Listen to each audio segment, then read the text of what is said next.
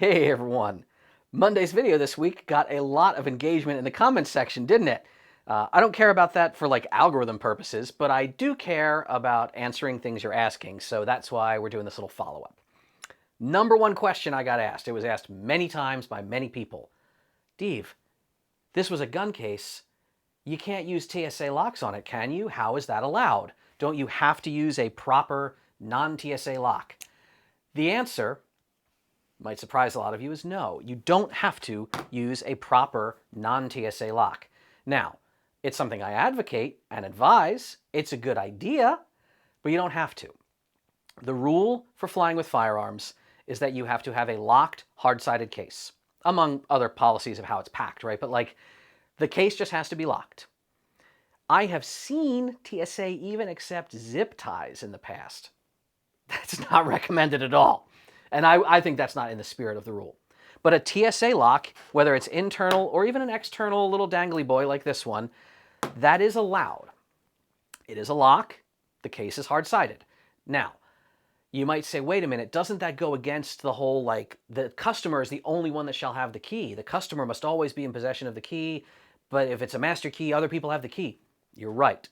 And I've known a number of people who've sort of rules lawyered the TSA on this one, to the point where if their latches were like, locked with proper padlocks and they said, oh, we need to inspect your bag, and someone comes out and says, hey, can we have your key? We can't get into your bag. And you say, no, I demand that you bring the bag to me, or I'm going to go to the bag down there.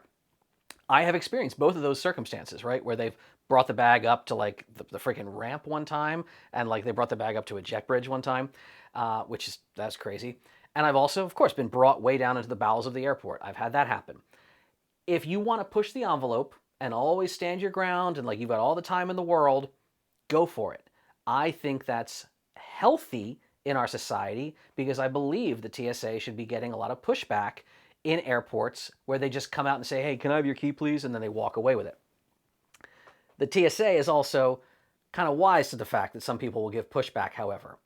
If you look at the TSA website now, it has, for years in fact, they changed the text. Now it says, yes, you're the one who's supposed to always have the key or combination, but if requested to surrender your key, you should give it to the TSA and they'll do what they got to do. Again, I don't like it, but that is the rule. Likewise, the TSA locks, those are explicitly called out on the TSA's website now as acceptable.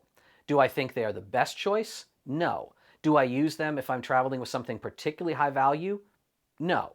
If I'm going to a brutality match or something like that, and I have, a stoner rifle and a can on the end of it or something like that, NFA gear, yeah, I'm going to put a proper heavy-duty padlock on there. If I'm traveling through a sketch part of the world, like, yes, proper heavy-duty padlocks are going to go on there with my guns and everything else. However, TSA locks are allowed. Why do I use them? Because I wasn't traveling with anything high value. And honestly, because I like to fly a little below the radar. A dangling big heavy-duty lock is kind of an obvious sign that something important is in that case. And a hidden, like kind of a latch like this that's very nondescript, it gives me less friction in other environments where I don't want to interact with a lot of strange questions. So yes, you can use a TSA lock if you want to.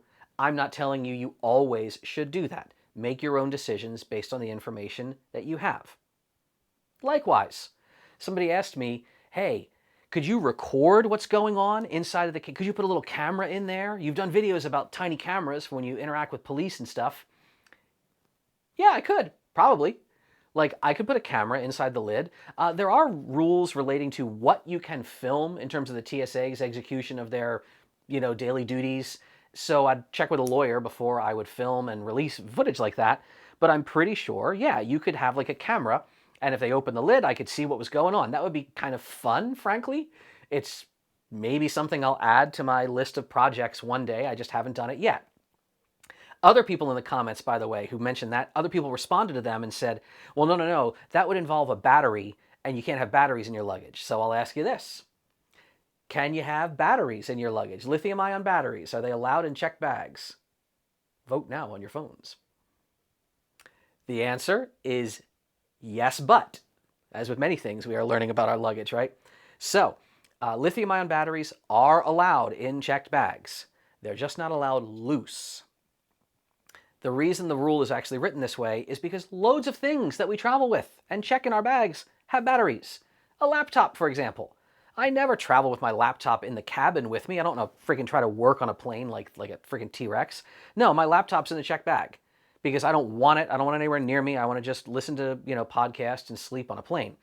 So if my laptop's in there, that's a lithium-ion battery, but it's not a spare battery. If you have a laptop, a tablet, a CPAP machine, do CPAP machines have batteries? I don't freaking know. If you have a piece of electronic kit that has a battery built into it, it's fine and it's allowed. It's the loose batteries, the surplus spare, extra spare batteries, that's not allowed. Now, does everyone know this? No. Loads of airline workers get this wrong. And during check-in, I routinely get asked, like, hey, any lithium-ion batteries in that luggage? And I basically just lie because it's not their freaking business. It's not a cop. You're not breaking any laws. I'll just say, and I'll flip the answer.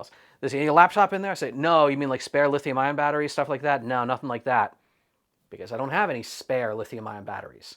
I have the one that came with my freaking laptop, which is allowed in my check bag. Get out of my way. Other questions that I got. Should I put signage on the latches to explain to the TSA, must be locked to remove key? I mean, I could do that.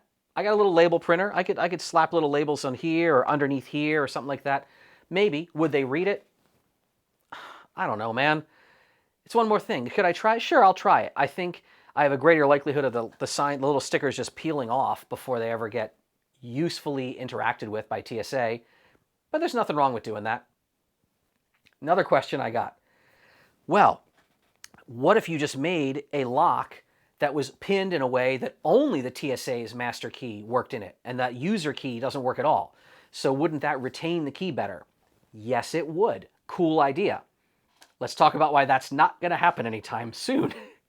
One, it wouldn't be, to be pedantic, it wouldn't be pinning the lock because there are no pins in these locks. These aren't pin tumbler at all. They're wafer locks, which some people, this is wild. They're like, wait a minute, wafer locks? How do the two different keys, huh? I ask this in our Red Team Alliance classes. We have a whole module about master keyed systems.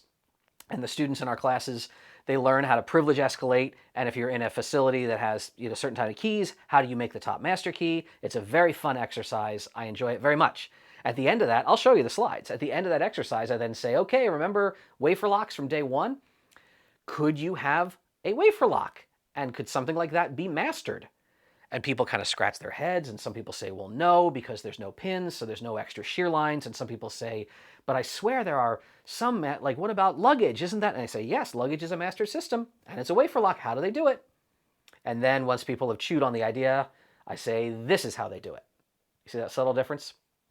You have different bitting surfaces inside the system.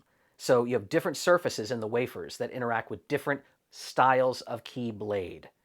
So you'd have basically opposing blade sections is what this would be called. And this is called a composite keyway, where multiple types of key blanks can pass into the keyway. The TSA's key blank looks like one profile, the user's key looks like another profile. So could I have a lock that only the TSA's key inserted and worked in? Yeah, I'd have to remake the plug. That is not something that I have time to do. Like, I told somebody jokingly, and I hope you didn't get angry at me in the comments. Somebody said, you should do that. And I said, yeah, I would love to do that. If you got 6 figures to dump on a bunch of 3D engineering and injection molding and everything else like that, I'd buy them from you. But I'm not going to make that, right? I'm not going to 3D print it because that would be too weak. I'm not going to task any of my machinists with doing a bunch of multi-axis milling. Don't get me wrong, I'd love that. I'd love the plug to be made out of something like steel. It would be more robust. I don't have the time and the money to do that right now. Big shouts out, by the way, to Hooligan Keys. So Rubber Band, who runs Hooligan Keys, locksmith friend of ours. You guys know this, full disclosure, like we get Hooligan Keys products, we like them, they're very well made. We sell them in the restricted section of Blue Group Gadgets.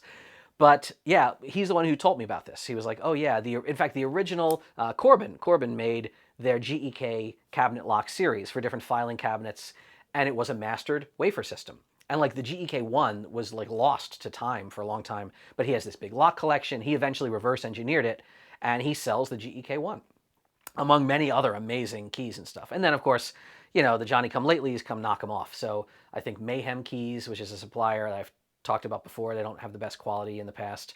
They were selling a knockoff version that didn't work. I'm pretty sure, I think somebody told me the Thin Blue Line guys on their website, they sell a version of the GEK that I guess they ripped off from him. But yeah, if you want a mastered wafer key for that, if you want a lot of other cool keys, this isn't sponsored. I just like the guy. Hooligankeys.com, best resource out there. Yeah, I have talented friends. I have good friends who are always watching out for me and teaching me, and I love learning from them.